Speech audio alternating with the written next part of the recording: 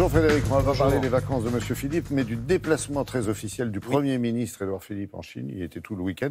Décidément, on fait beaucoup les yeux doux à la Chine en ce moment. Oui, alors c'est pour nos exportations qui en ont bien besoin. Notre commerce extérieur va pas bien, on vend pas assez de produits aux pays étrangers et on leur en achète trop. Et s'il y a un pays avec lequel c'est vraiment caractéristique, c'est la Chine. Vous voyez l'énormité de notre déficit commercial avec la Chine. 30 milliards. Chaque année, on achète aux Chinois pour 30 milliards en plus d'articles divers par rapport à ce qu'on leur vend.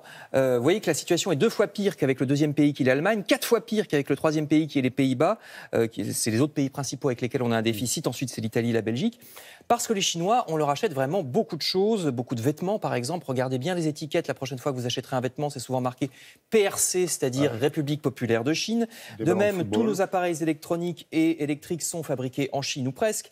La Chine qu'on surnomme l'usine du monde, les téléphones portables, les ordinateurs, l'électroménager, du mixeur à la machine à laver, pas toujours fabriqués dans des conditions formidables d'ailleurs. Alors nous, en échange, c'est vrai qu'on leur vend aussi quelques articles. On leur vend par exemple même des gros articles, en l'occurrence des Airbus.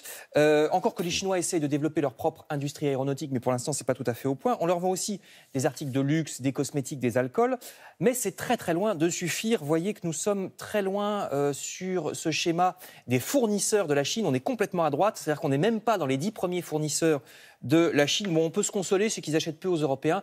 Ils achètent d'abord aux Coréens, aux Japonais, aux Américains et ensuite seulement aux Allemands.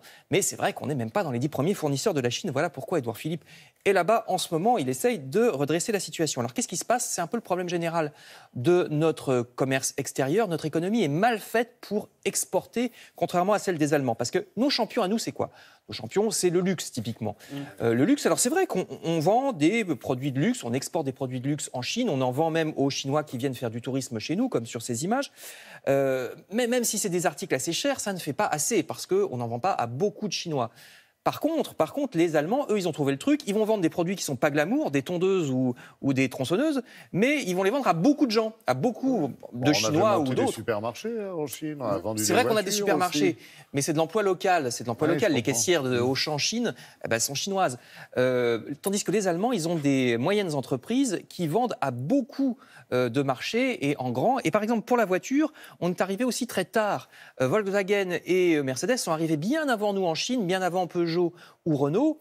Alors, on est en train d'essayer de se rattraper en ce moment, mais le problème, c'est que maintenant, les Chinois, avec leur pollution, ils créent leur propre industrie, notamment avec la voiture électrique, parce qu'ils ont beaucoup d'électronique, donc des batteries.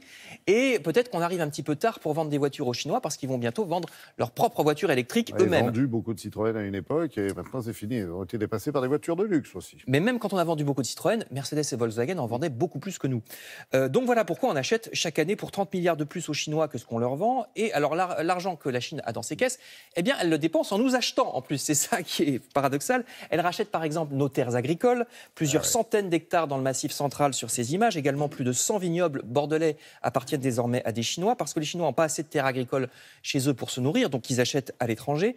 Ils achètent aussi nos entreprises, parfois des entreprises très symboliques, dont on n'imagine pas qu'elles sont chinoises. Par exemple, la cristallerie de Baccarat, désormais, est détenue par des Chinois, mais oui.